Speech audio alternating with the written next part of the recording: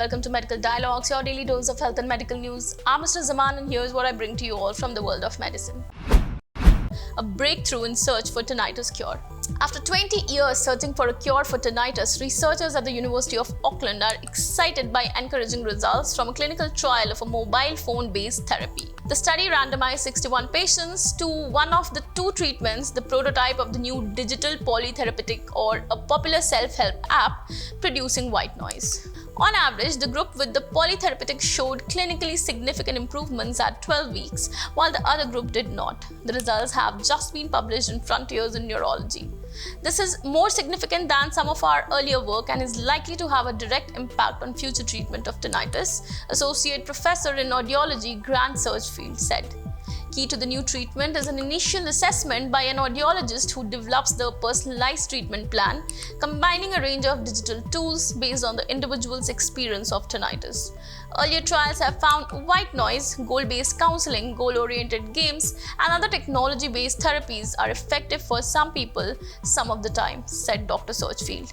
This is quicker and more effective, taking 12 weeks rather than 12 months for more individuals to gain some control, he added. The next step will be to refine the prototype and proceed to larger local and international trials with a view to FDA approval. The researchers hope the app will be clinically available in around 6 months. Animal study, which finds that testosterone promotes cuddling, not just aggression. Aubrey Kelly et al. Conducted experiments on Mongolian gerbils, rodents that form lasting pair bonds and raise their pups together. While males can become aggressive during mating and in defense of their territory, they also exhibit cuddling behavior after a female becomes pregnant, and they demonstrate protective behavior towards their pups. In one experiment, a male gerbil was introduced to a female gerbil. After they formed a pair bond and the female became pregnant, the males displayed the usual cuddling behaviors towards their partners. The researchers then gave the male subjects an injection of testosterone. They expected that the resulting acute rise in a male's testosterone level would lessen his cuddling behaviors if testosterone generally acts as an antisocial molecule. Instead, we were surprised that a male gerbil became even more cuddly and prosocial with his partner, Kelly said. He became like super partner. In a follow-up experiment a week later, the researchers conducted a resident intruder test. The females were removed from the cages so that each male gerbil that had previously received a testosterone injection was alone in his home cage. An unknown male was then introduced into the cage. Normally, a male would chase another male that came into its cage or try to avoid it, Kelly said. Instead, the resident males that had previously been injected with testosterone were more friendly to the intruder. The lab experiments, in a sense, slowed down what the males might experience almost simultaneously in the wild.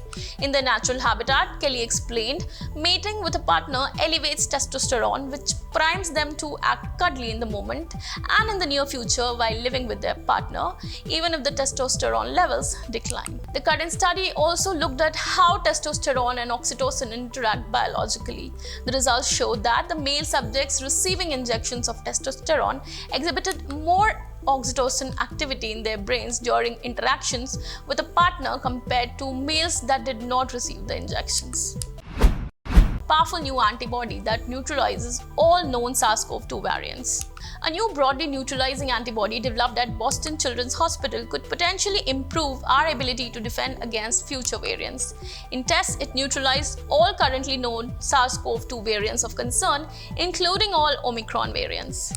The researchers first inserted 2 human gene segments into the mice, pushing their B cells to rapidly produce a diverse repertoire of humanized antibodies. They then exposed the mice to the SARS CoV-2 spike protein, the main protein targeted by our antibodies and current vaccines, from the original Wuhan Hu-1 strain of the virus. In response, the modified mice produced 9 lineages or families of humanized antibodies that bind to the spike. The researchers then vetted these antibodies for efficacy.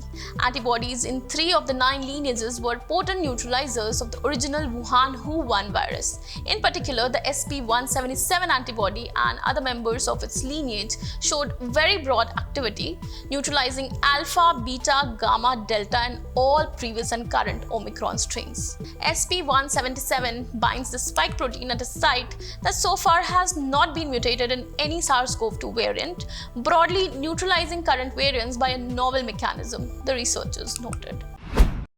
That's all for today. Stay tuned to Medical Dialogues for latest updates. Never miss a medical update from Medical Dialogues. Like, subscribe, and press the bell icon.